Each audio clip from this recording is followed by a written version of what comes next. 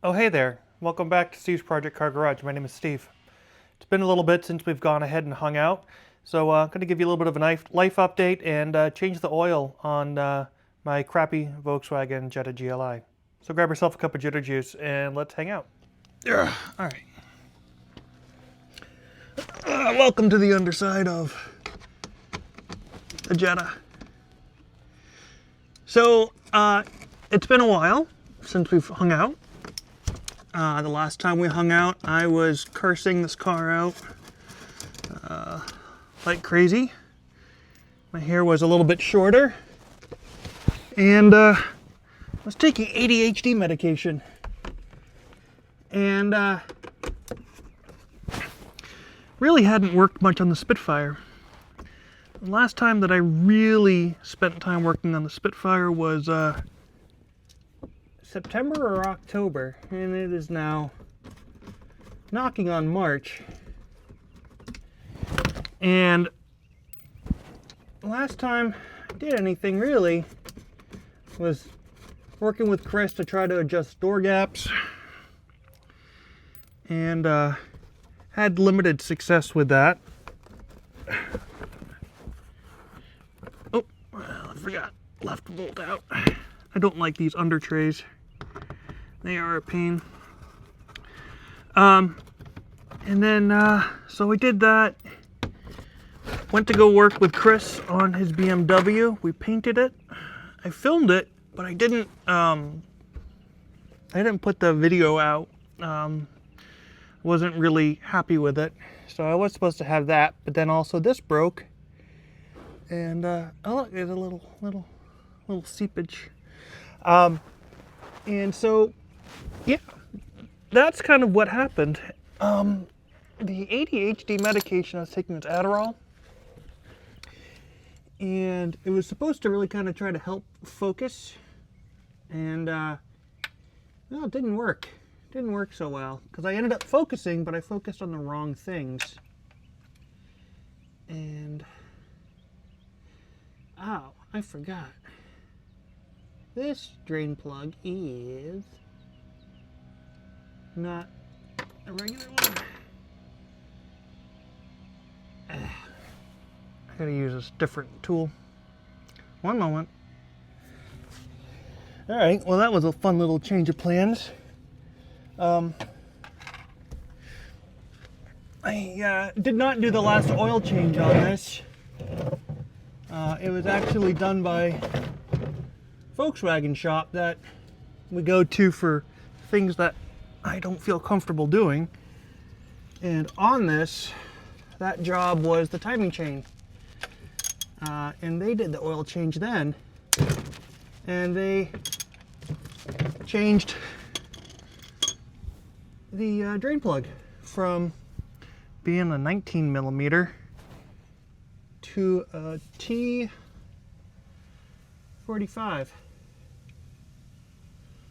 So that's fun. Let's get that going.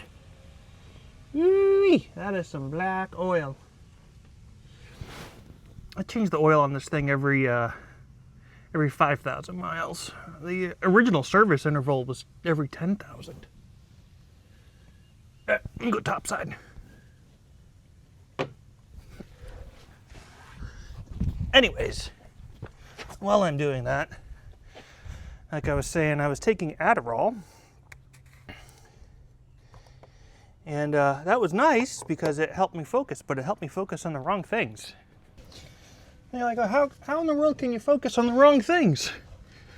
Well, great example. When at work, I would take my medication in the morning, and then I would set off on my way to do my regular tasks, and get easily sidetracked, right? And I wouldn't necessarily fall behind at work, but I would get so distracted by other things that I would stress myself out because I was starting to fall behind. But I'd always get my work done, but still. And it all kind of came to a head just a few weeks ago when I started developing an ulcer. And when I developed an ulcer, I got myself so worked up thinking that I was having a heart attack that I actually went to the emergency room. And it's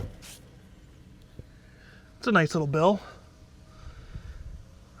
But turns out I have an ulcer, or had an ulcer, and they gave me medication for it, and I'm now doing better with that. But I have also since stopped taking the Adderall, and which I think is probably a good thing.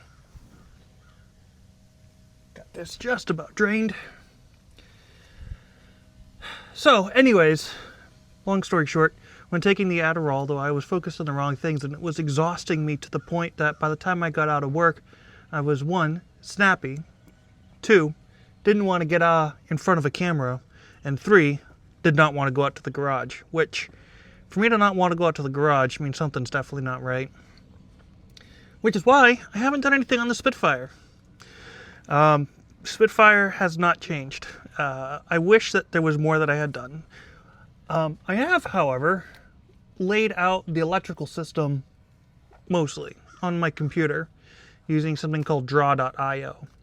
And that has been great because it's given me the ability to kind of plan out my electrical system. We're going to have 2 relay boxes. One's going to be a main relay for the entire car, and then the other one's going to be powered by that relay. And then it's going to be a series of different relays and fuses, and it's going to take a lot of load off of switches and really kind of make it more of a modern style electrical system, which I have always joked about. If you don't recall, I started restoring this car because the back light stopped working. Yeah, go figure. Back light stopped working equals full restoration. I guess that's an ADHD thing too. And come on, guy.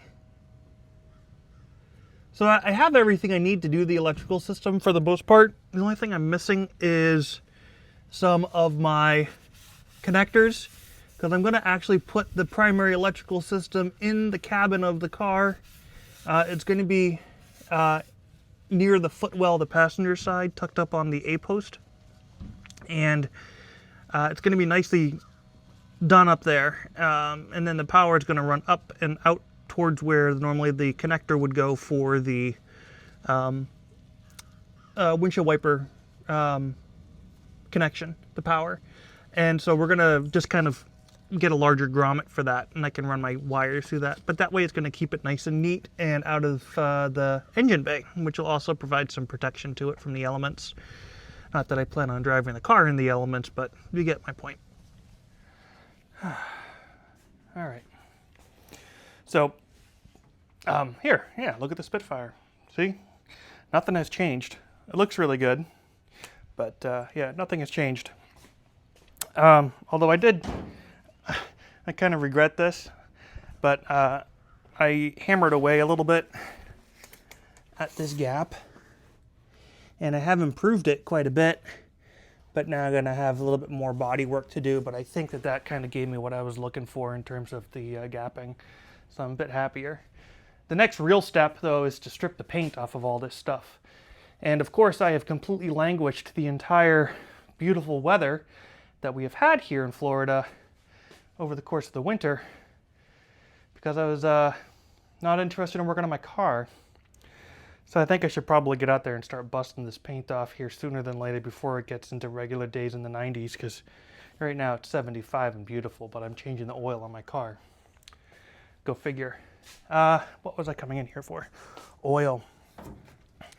Got myself a MAN oil filter and some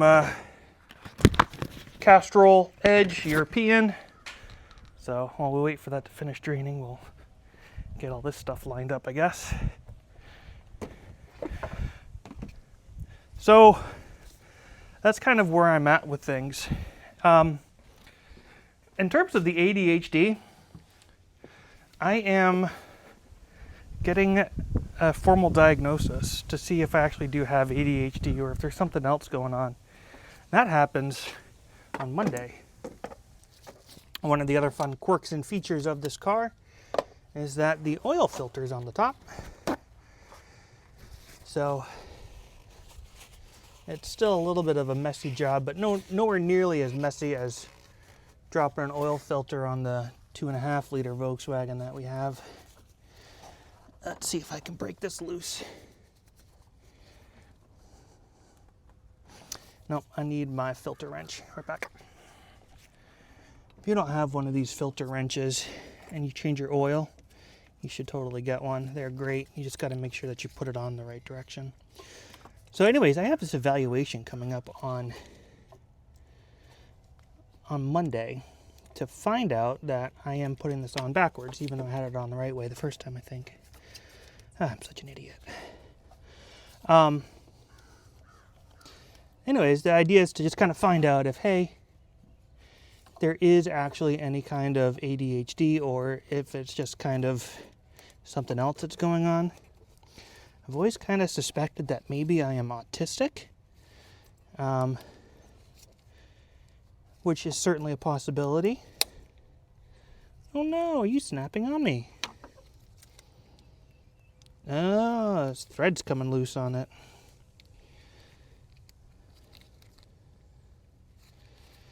Okay. Well, let's see if I've got enough off to just get a grip on it.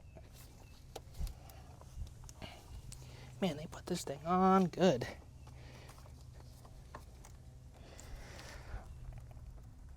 There we go. All right, and let's not make a mess. And we're dripping down the side of the engine.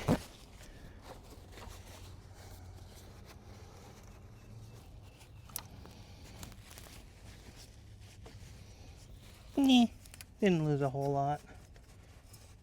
I always try to pride myself on not getting oil on the driveway when doing an oil change. Sometimes I'm lucky and I get it, sometimes I'm not.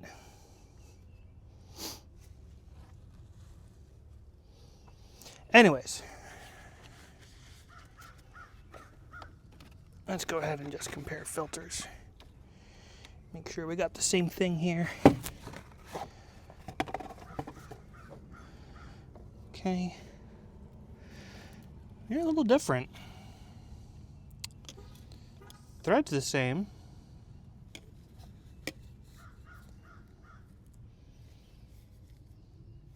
Oh, that's interesting. So the one that the shop put on was made in China.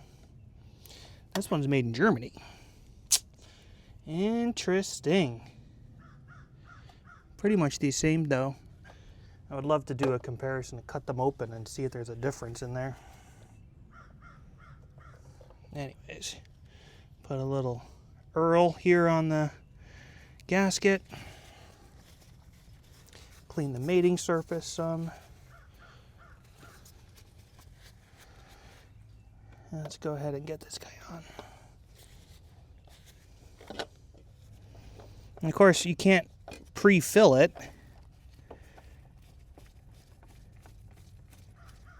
Because it's upside down. So there's that.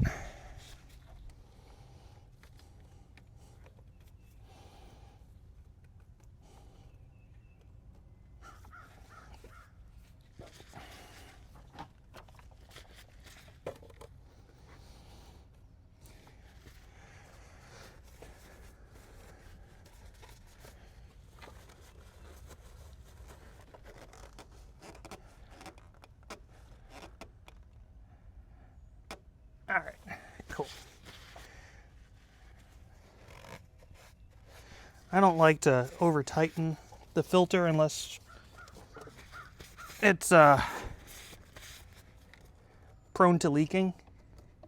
So I'm not going to put the wrench on that to tighten it down. Look at that though, that's kind of disappointing. Made in China for the man filter. I figured that these were all German made. I bet you the shop probably saved a few bucks on that. But anyways, let's go down to the bottom side again.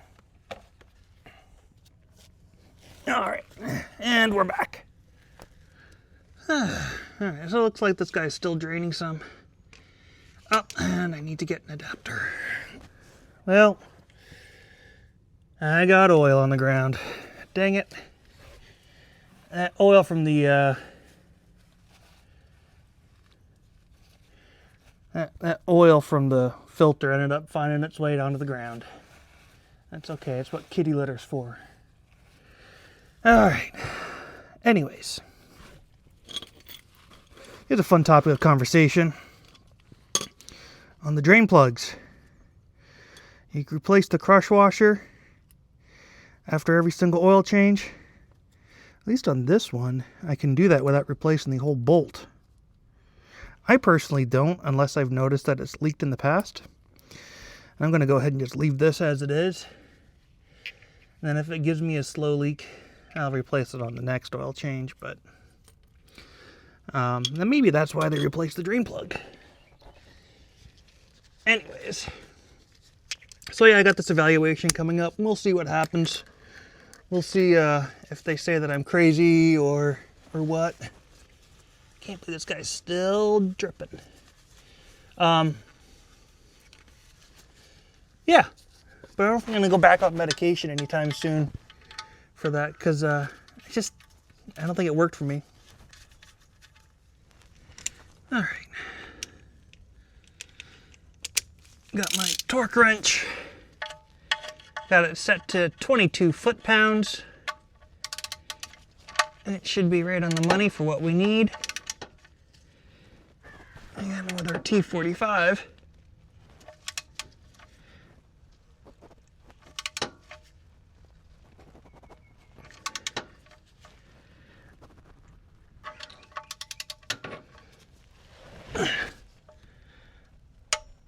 There we go.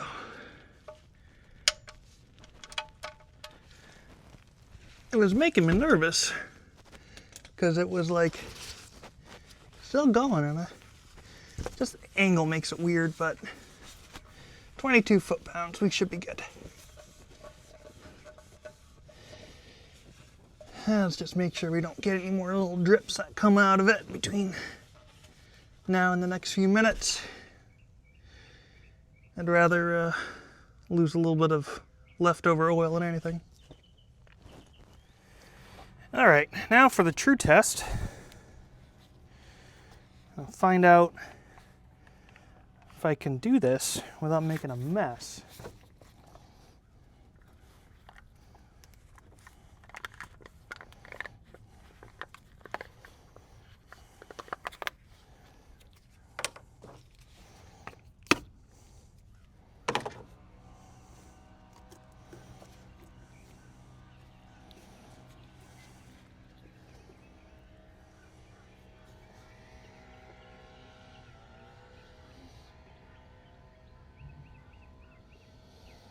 There we go.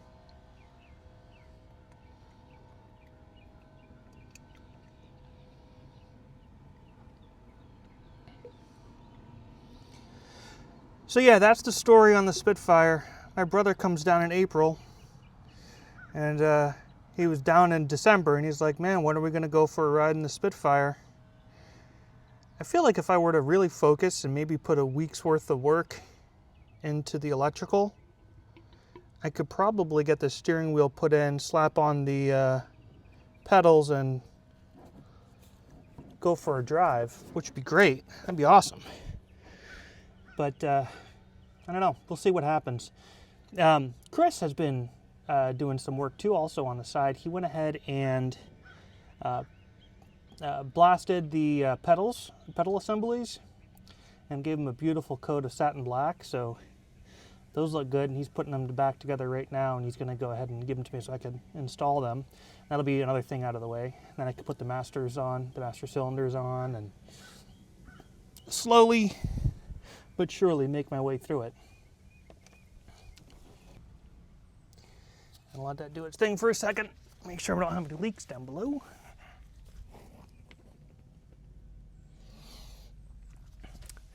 Looking pretty good down there.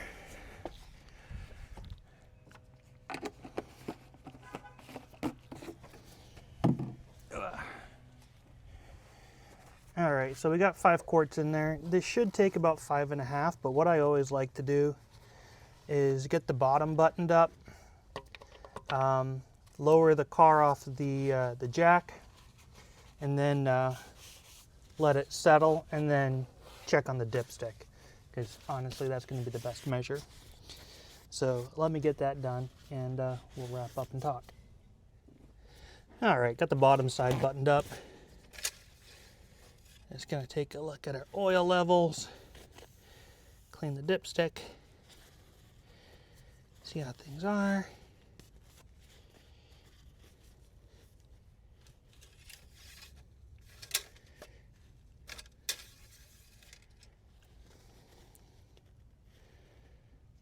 Well, it actually shows that it's quite full. We'll start it up and see where it's at.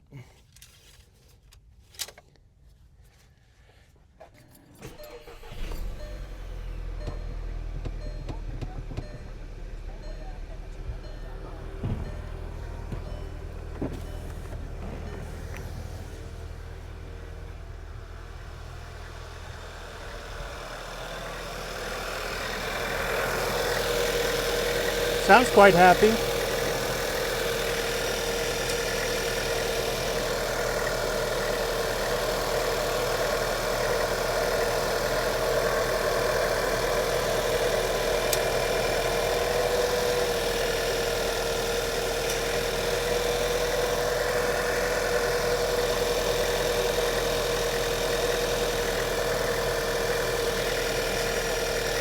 I think we're good.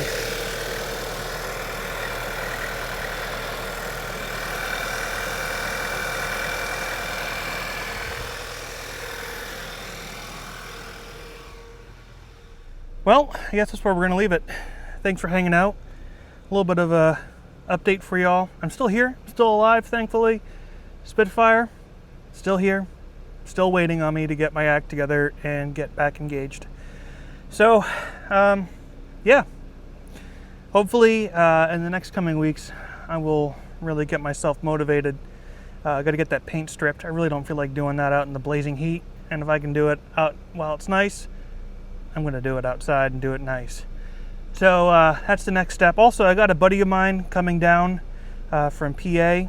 He's going to be bringing some parts for me. He's bringing me some window glass, a new window frame for the windshield because mine's rotten, as well as a windshield, and some waste seals. So it's coming together. I'm really excited. Plus, it's going to be my first time to meet him. It's actually the guy that I got the transmission from. So I'm really looking forward to that. Also, one thing I would be remiss to not mention is Rob Turner. Rob Turner passed away a few weeks ago, unfortunately, after a short but brutal battle with cancer. And Rob formed the Triumph Spitfire Owners Group on Facebook, which has like 12,000 members now. And he was a wealth of knowledge and just an all-around great guy. He supplied me with the Derlin buttons for the leaf spring, and he also went ahead and hooked me up with the brass olives for the carburetors. So he is going to definitely be missed by a lot. So my thoughts go out to him and his family and his wife Christine. Yeah, so definitely be taking a drive with the Spitfire soon, hopefully, with Rob in the passenger seat. But anyways, I hope that you all have a wonderful day. Thanks so much for tuning in. When working on project cars like this, for instance, remember, you don't actually have to take off the belly pan to do the oil change. Lesson learned. But more importantly, don't be that dreaded previous owner. Cheers.